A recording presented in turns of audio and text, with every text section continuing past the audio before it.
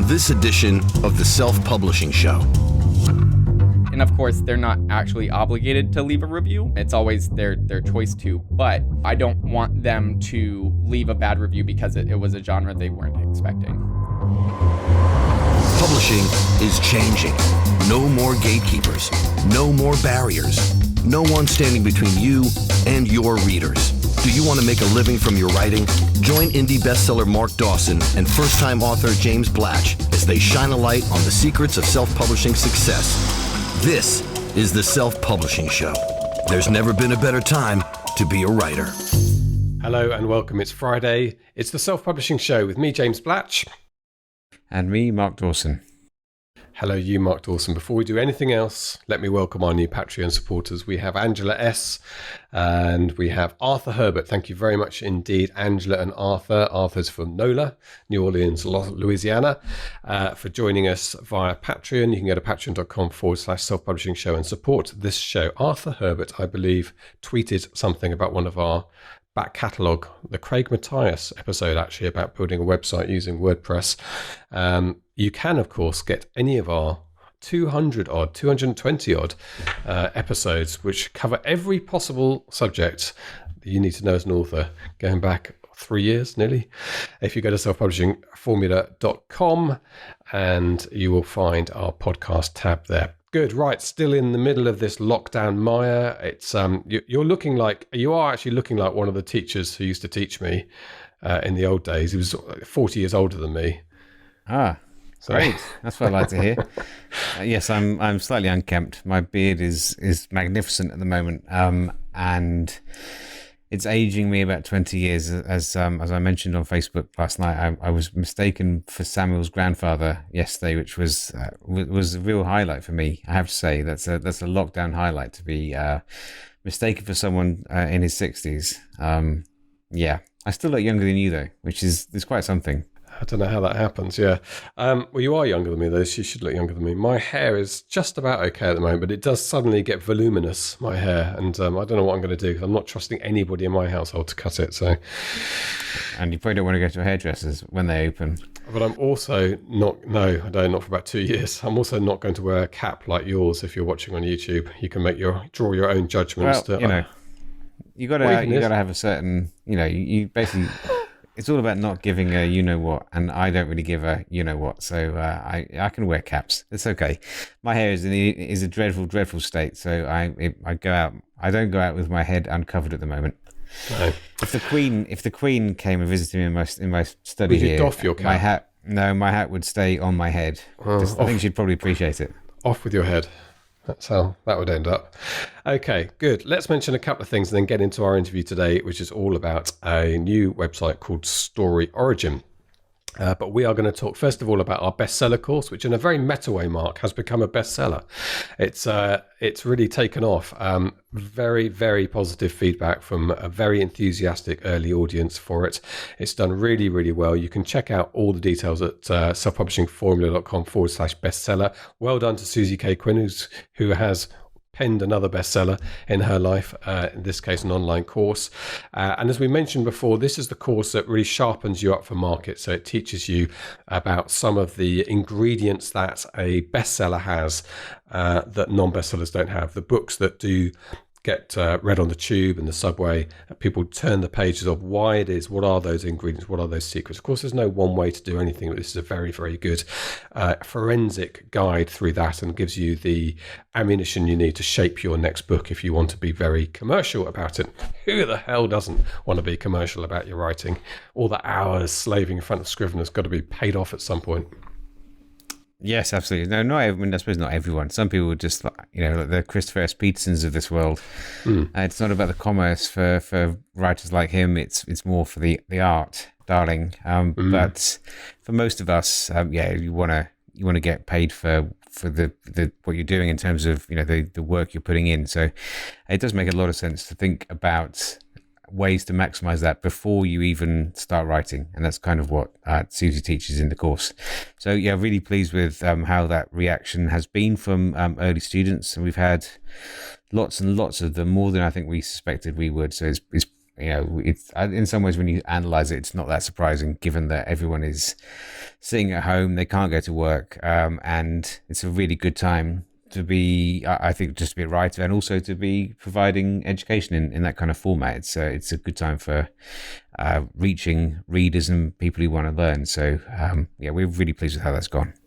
Yeah, yes, really pleased viral with that. In some, you could say it's been a viral success. I think people are going to stop saying things have gone viral Probably, after yes, possibly, 2020. yeah. It's no longer bacterial. Yeah, it's no longer the exciting thing it used to be. Okay, one other thing to mention before we get into our interview is Hello Books. If you can go to hellobooks.com and sign up to join the waitlist for our venture that we are gearing up for at the moment. Lots of work going on in the background to have a site that's going to help you build your lists and get visibility, particularly at the start of your career. The waitlist is filling up. We will probably have a priority system when we launch. So if you want to do that, you can go there. It's just that you do choose a genre when you go in, but it's really just for our information at this stage. When the application process is made public, you will select your promotion based on the genre you want your book to go into at the time. But just go to hellobooks.com and that will forward you to that sign up page. Okay, I think that's what we're going to talk about. I think that's all we've got to talk about before today's interview. Is that correct? We've been quite busy with preparing our new Amazon ads course, haven't we? So We have. Janet Margot, I've mentioned this before, who basically set up the Amazon Books ad product and worked in that role for, she'll probably correct me, but it's at least 5 years because I've known her for that long, and she's always been in that part of the business.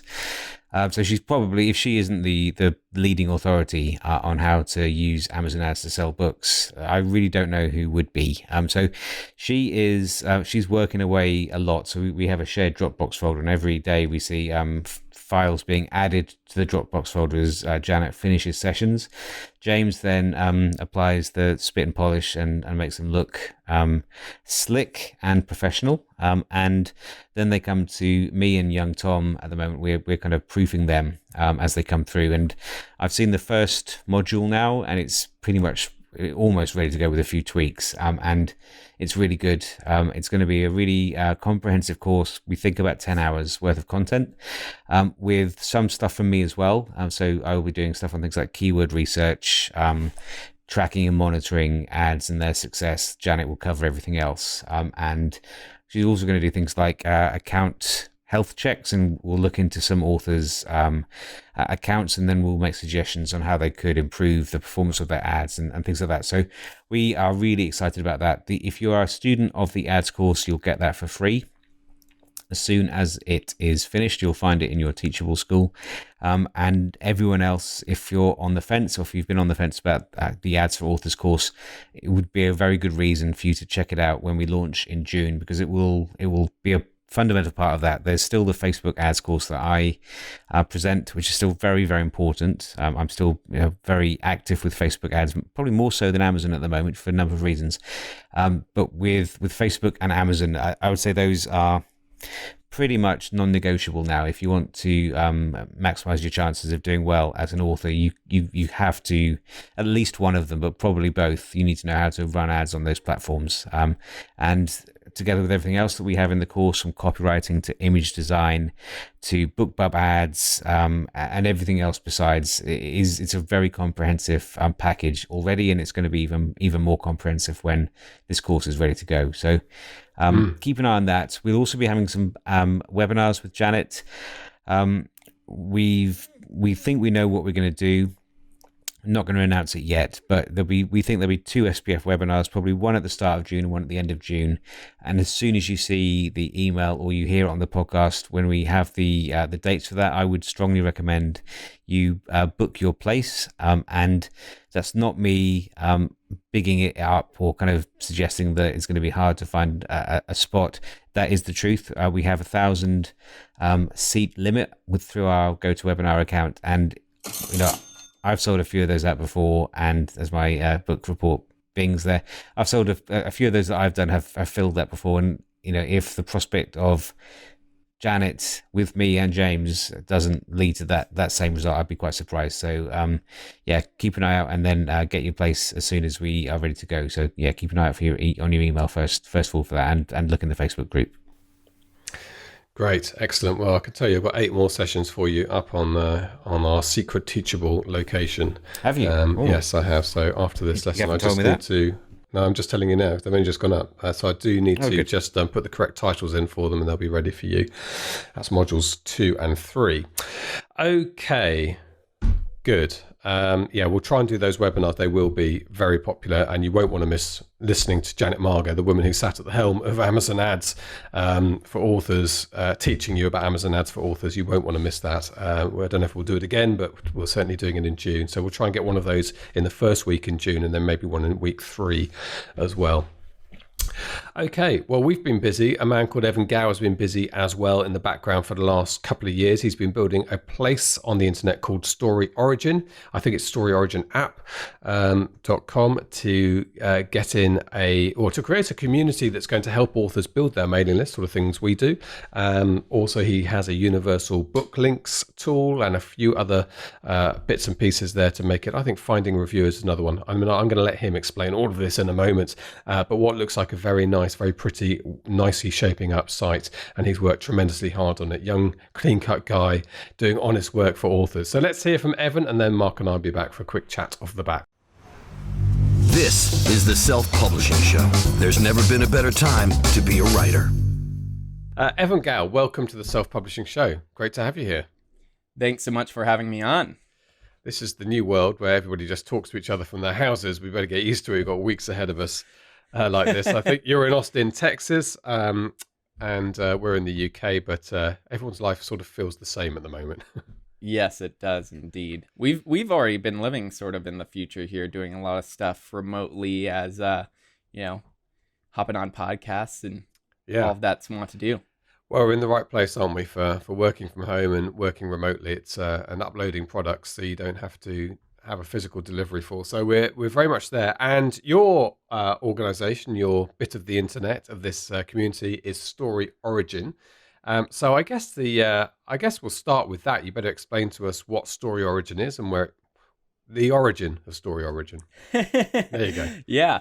So StoryOrigin is a marketing tool / community for authors to work together to build their mailing lists, increase sales, and find reviewers for their books, whether that's ebook or audiobook. Okay, so it explains to us how it works. But basically, it's focused about list building and finding readers.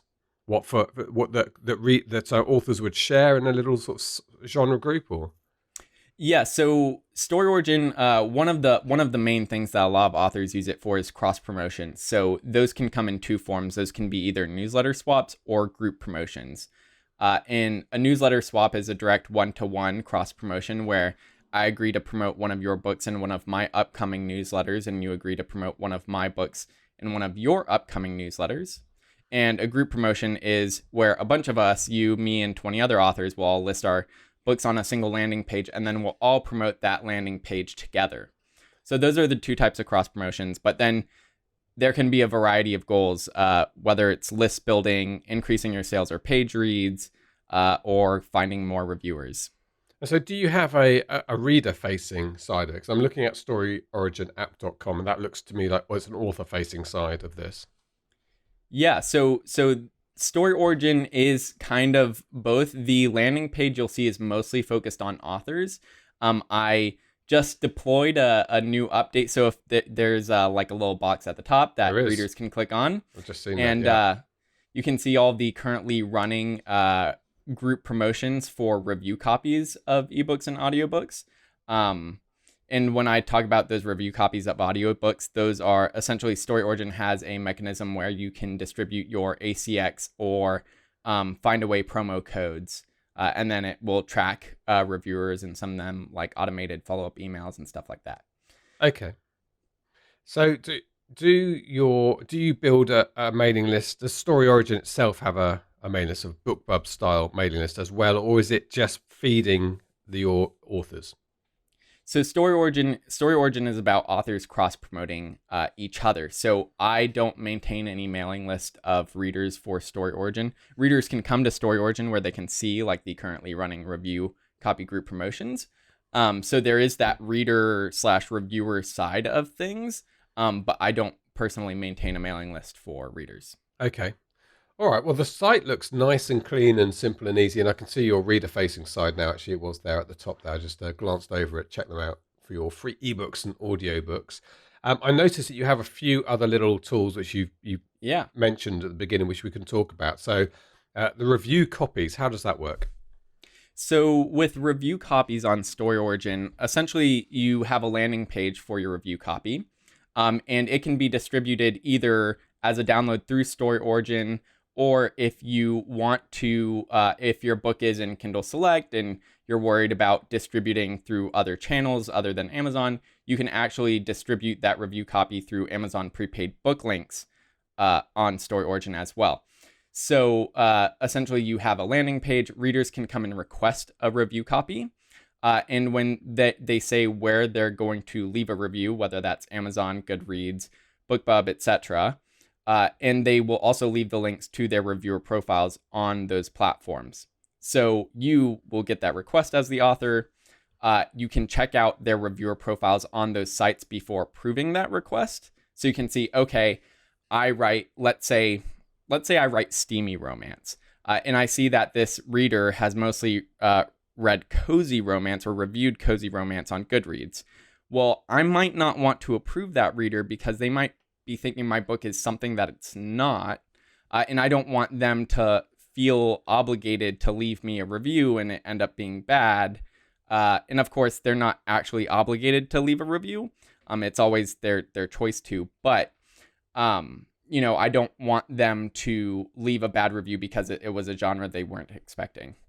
And then with that, you actually, before approving them, so you can see their reviewer profiles, and StoryOrigin will also keep track of their completion rates of reviews of other books they've done through StoryOrigin. So if I see they've gotten 10 copies through StoryOrigin that they said they were going to leave a review on Goodreads, and they only left 2, then they'll have a completion rate of 20%. And so I'm probably less likely to approve that person for a copy because I know that the probability that they're going to leave a review is pretty low.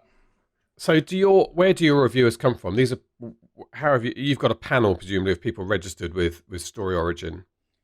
So there are people registered with StoryOrigin, but like I said, I don't maintain a mailing list. So those reviewers come from authors. Either one, they can send that link to their existing review copy, their review team, and just use it to manage their existing team, because StoryOrigin handles like sending automated follow-up emails and keeping track that they actually left their reviews, and handles a lot of that sort of those tedious tasks. The second thing is you could do group promotions for review copies. So like you might do a group promotion for your Amazon links, you can do group promotions where readers can see a list of review copies that are available and go and request those different copies. And each author gets to approve each one of those requests on a case-by-case basis after vetting the reviewer's profile. And then you can also do newsletter swaps. So, I'll mention, your page for your review copy requests in my newsletter, and you might mention one of my universal book links or one of my reader magnets, what have you, or a review copy or what have you. Yeah. Well, you mentioned universal book links. That's one of the other features that you have. I mean, these are incredibly useful things, and I know there's a few services out there that will provide them. But this is your own little bit of software that comes up with these, or is this are you a third partying somebody else's? No, so StoryOrigin is all built by me. Okay. And all of the tools are native to StoryOrigin, so I'm not like white labeling anything or anything like that. So StoryOrigin, you can create universal book links, and you can add your Facebook tracking pixel if you want to build custom audiences that come through that universal book link. You can add your affiliate tags if you want to track sales and earn a commission. Readers can set a preferred store so that the next time they come through a universal book link on StoryOrigin, rather than hitting that page where they see the list of retailers, it'll just take them directly to whatever their preferred retailer is. So it just becomes a single click for them, because you want to reduce as many clicks as possible to get to that sales page. And do sorry, just a small technical thing. Can you put a Facebook pixel and an affiliate link into that universal book link?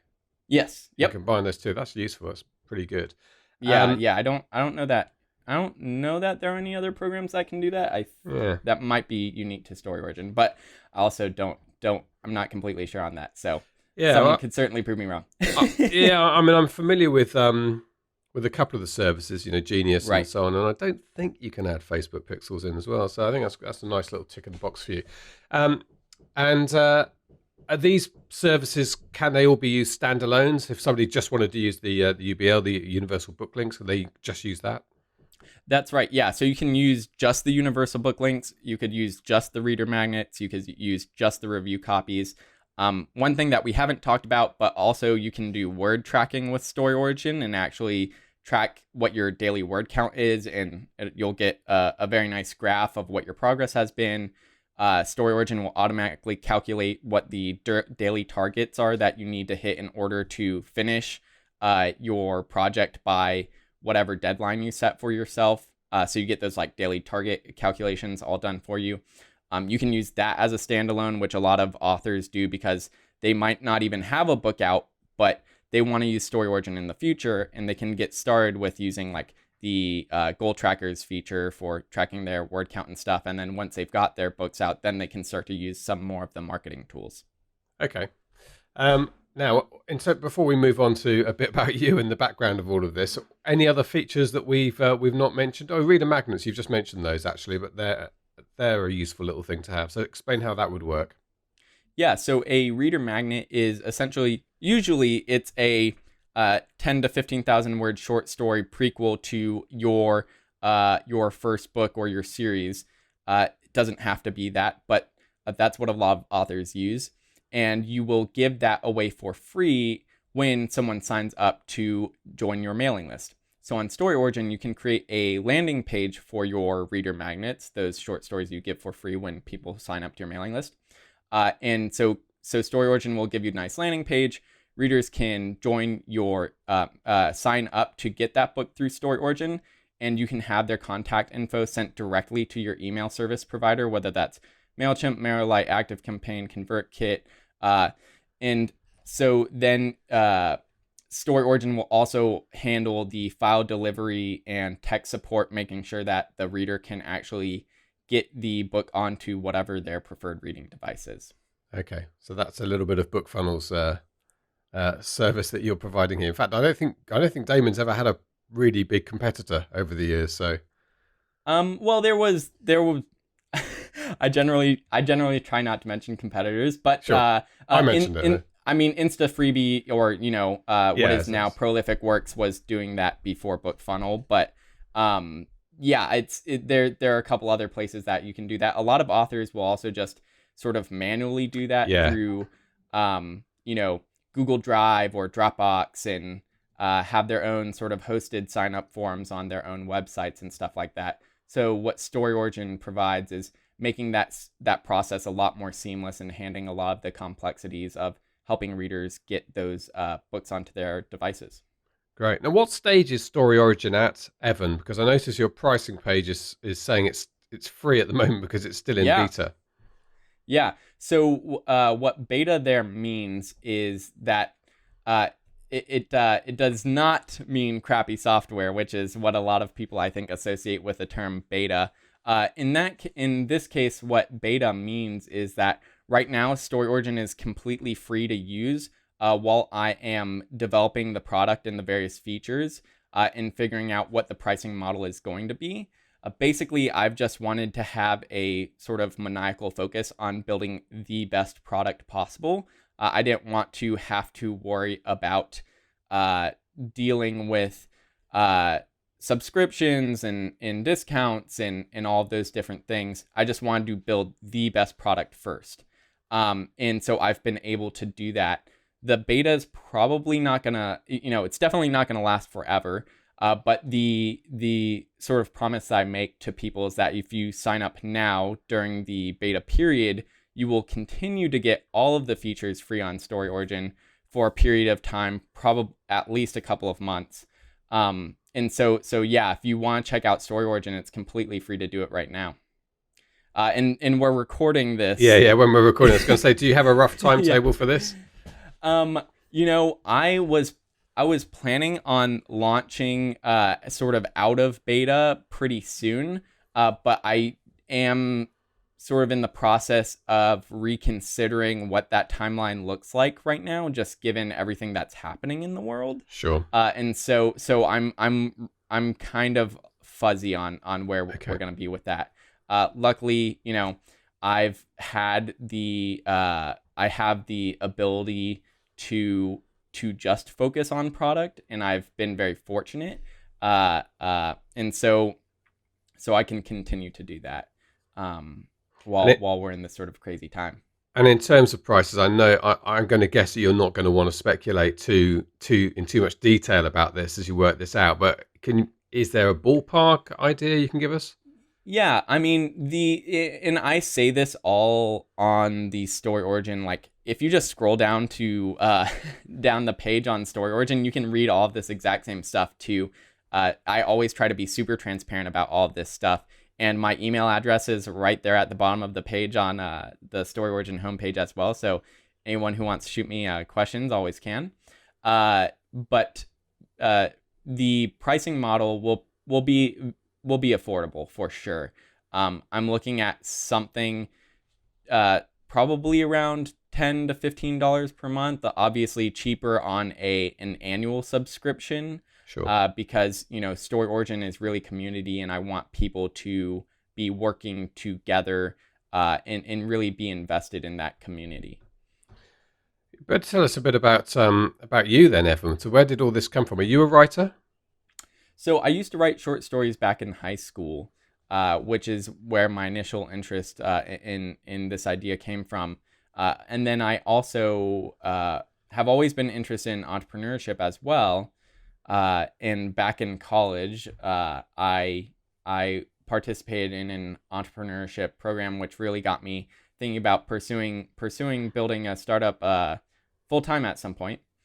And there just came a point in time where I was like, okay, it's time to do it. I left my previous role, and I wanted to build something that combined my passions, for entrepreneurship and for writing, and that's sort of where StoryOrigin came from.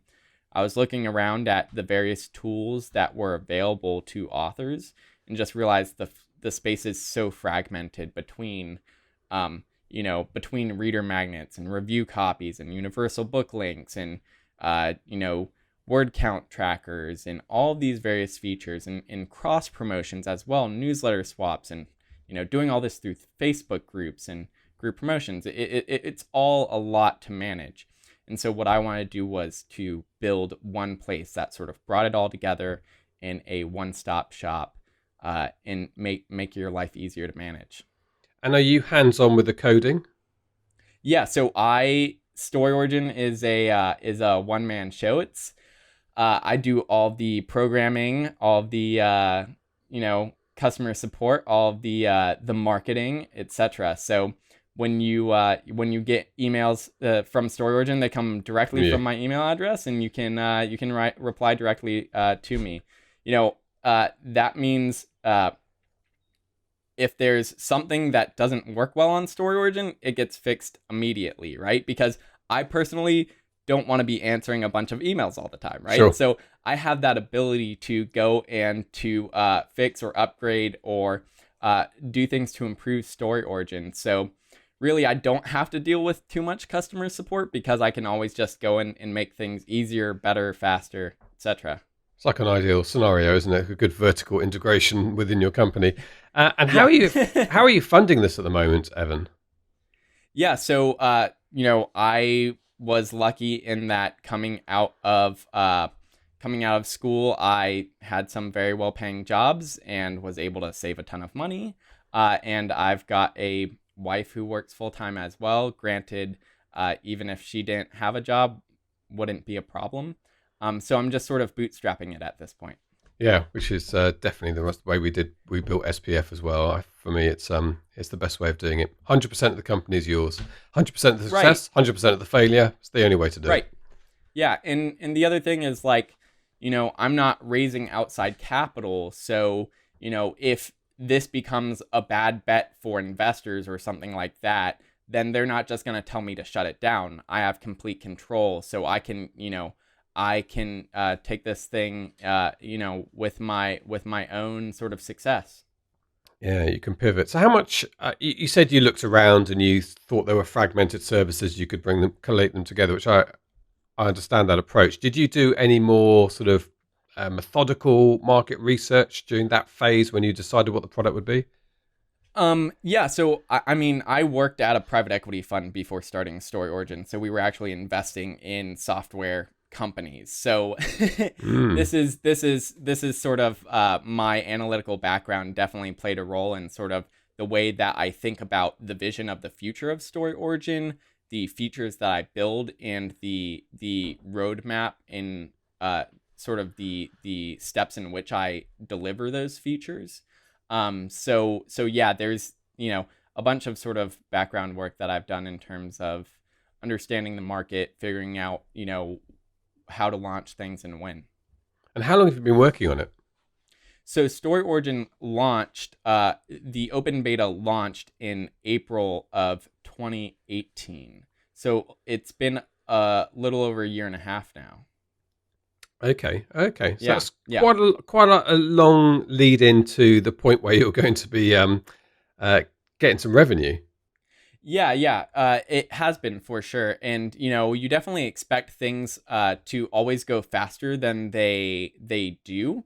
But, I'm always happy to sort of continue to invest in StoryOrigin because I see it becoming really, a true sort of one-stop shop for authors. And there's still so much left that I want to do with StoryOrigin. So the roadmap is nowhere near done. Okay, I was going to say you see it growing not just in terms of traffic to the site and people using it, but in terms of the services it offers.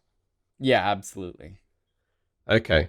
It's a very nice, clean website, I have to say, Evan. You've got a touch for that, that's for sure. Do you do the design yourself? Is everything?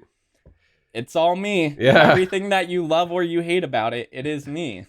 Well, no, that's impressive because I think it's actually relatively rare to find somebody who's can get down in the weeds in the coding and also has a nice eye for an aesthetic. There's, we all see websites that do a great job, but they're kind of thinking, please bring a designer in. And to be honest, SPF's like that. We bring a designer in to design our website, right? Because we know our limitations. But you've done a really nice job here. I think it's, like I say, it's a clean, crisp, simple offering.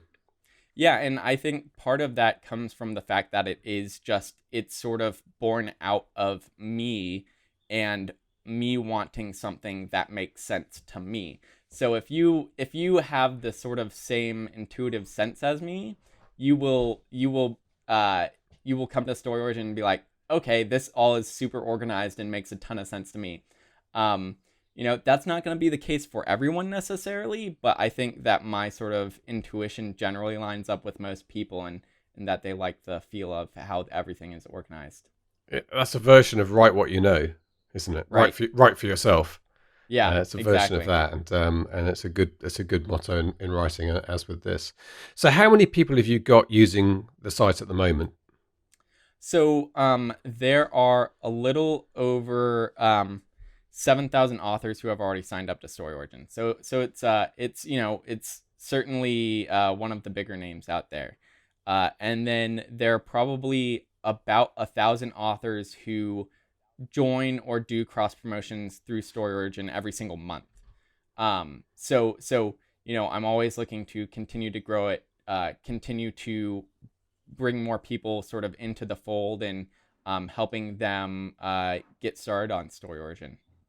Okay, so let's just go back over I think the newsletter swaps is something that people will be particularly interested in. So, so I've got a new book in a series which I'm trying to promote. You would enter it into a particular promotion, for a week or so, and what do you get from me? You get the cover, the blurb, or the link. So, with newsletter swaps in particular, so you can go onto StoryOrigin and you can go to the list of upcoming newsletter swaps and you can see basically the dates that a bunch of other authors have their campaigns going out. So you can see what dates they've got newsletters scheduled, and then you can see along with that what their mailing list size is, what their open rate is, and what their click rate is. And if they've got that integrated with an email service provider like MailChimp or MailLite, then you can actually, there will be like a little verified check mark next to those stats so that you know that those are coming straight from the email service provider. And then StoryOrigin will also provide each person in that swap with a tracking link so that you can see how many clicks the other person sent to your book. And those newsletter swaps are for those various things that we talked about earlier on StoryOrigin. So it can either be for universal book link, for reader magnet, for review copy, etc. So if you've got a book that you're launching and you're looking to get more reviews for it, then you might create a review copy landing page on StoryOrigin and then enter into a newsletter swap with someone. And the way that works is you will make a request to them. You'll say, "Hey, I will promote your book from a list of books that author is looking to get promoted." You'll select the book that you're willing to promote in one of your upcoming newsletters, and you'll say which of your newsletter dates that will send that book out in for them, and then you'll say what book you want them to promote, and you'll be applying to a specific campaign, so you'll know when your book is going out in that campaign of theirs. Okay, and within one campaign, you could have, let's say you've got 6 books ahead of you. One of them might, when you click check it out, one of them might lead you to a request a review copy. Another one might lead you to the Amazon sales page. That's a matter of the authors. They're not all have to be the same endpoint. Right. Exactly, because these are links that are going directly into your newsletter. When you're putting your newsletter together on MailChimp or MailLite, etc., you will put links to like group promotions, which might be just to a landing page that just has review copies. But for newsletter swaps in particular, what you're generally putting in is the swappers, just their book cover and maybe the blurb, and then linking that book cover and blurb to the StoryOrigin universal book link if you're looking to increase your sales or page reads, or their review copy if you're looking to increase your views, reviews, etc. And from a reader point of view, it's quite interesting that most of the times, I think when I think of a service that offers books for review, the reader knows that they're a reviewer. They want to be a reviewer, and they're there because they pick up books to review, or they like free books, whatever. But here, it's like, here's the book. Here's an interesting book. You might like this. And when you click on it, you for the first time see request a review copy, which I think would be quite good for some readers. They'd think, oh, I've never even thought about doing this before, but why don't I get a copy and I can leave a review? Although I guess for some readers, they might think, I don't want that sort of level of interaction with an author. I just want to buy the book. But right. So you could just do a swap for just your universal book link, which is generally the thing that most authors are using the newsletter swap feature for is for universal book links. So when they click on that link in your newsletter, they'll be taken to the landing page where they can see what retailers your book is available at, whether that's Amazon, Google, Apple, Barnes & Noble, etc.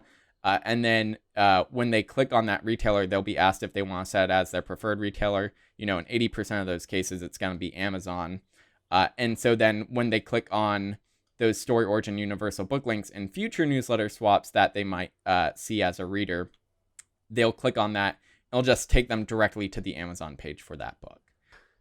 Wow, it's a pretty comprehensive and interesting offering, Evan. I can see this is something I know where you are with this. This is your baby in your life. You must wake up every morning and try to limit how much time you spend doing this, because you'll spend 20 hours a day probably. And virus accepting, which is obviously throwing a slight spanner in the works for lots of people. You think this is going to be something that will be a paying concern this year? Yeah, for sure this year. Yeah. But again, if you sign up now during the beta period, like you'll see the deal that's on like the front page of StoryOrigin. You can read about it there. But I mean, basically, it's better to sign up sooner rather than later. yeah, definitely. Well, I think we'll try and get this interview out in the near future, in the short term rather than long term. So people get an opportunity to take advantage of that. Great. Well, Evan, well done on the work you've done so far. This is a fascinating area, I think, of our industry to me. We talk to writers a lot of the time. We know that there's a massive growth in the indie market, and part of that is trad, is readers who bought trad books buying indie books going up every year. And alongside that, guys like you, the service industry that's burgeoning around this. So we've got our own industry we're blooming, which is great. Yep, for sure. This is the Self-Publishing Show. There's never been a better time to be a writer. There you go. We've been talking a lot about website design recently because we're looking at Hello Books, and we looked at HelloFresh, which is a grocery delivery service in the UK. Readsy, we love the Readsy.com website, one or two others. And I actually forgotten about StoryOrigin as an example website for inspiration, because I think it's a really beautiful, clean website that Evan's done there. I haven't used that site in anger, even with the books that you and I are promoting through Fuse. I don't think you've used it as an author yet, have you? No, I haven't. No, so no. I can't. I mean, it's a lovely site. I'm looking at it now, but I can't comment on how effective the services that Evan has in place are. But it's certainly one that I'd be having a look at if I was in the business of checking out that kind of stuff, which I kind of am. Yeah. So I should have a look. Well, very nice guy, working very hard and working hard to make something that's going to be very useful to authors. And I think it's just a sign of how big and vibrant and growing this sector is, this indie author sector, and it's a great place to be at the moment, regardless of what else is going on in the world. Right. You've got to do your marking tonight and then your lesson prep for tomorrow. Well, thankfully, Lucy does all of that. Lucy is being an absolute Trojan in terms of preparing the kids' work, and she does most of the teaching. So I'm kind of busying myself with, I've never done so much housework in my life. So I'm kind of housework king at the moment. I'm still getting up at 5:30, 5:45 to work. So I do, whilst James is asleep, I am already powering away. James and I would often then have a chat for half an hour when I'm walking the dog.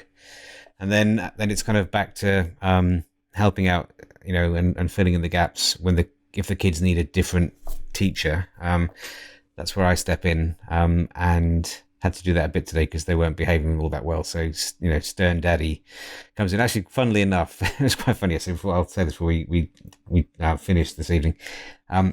Samuel found a piece of chalk yesterday and decided that I'd told him off for something, and so I could see him working away at the paving slabs at the front of the house, writing something. And he came to see me and said, Daddy, you've got to see this. I've done some great writing.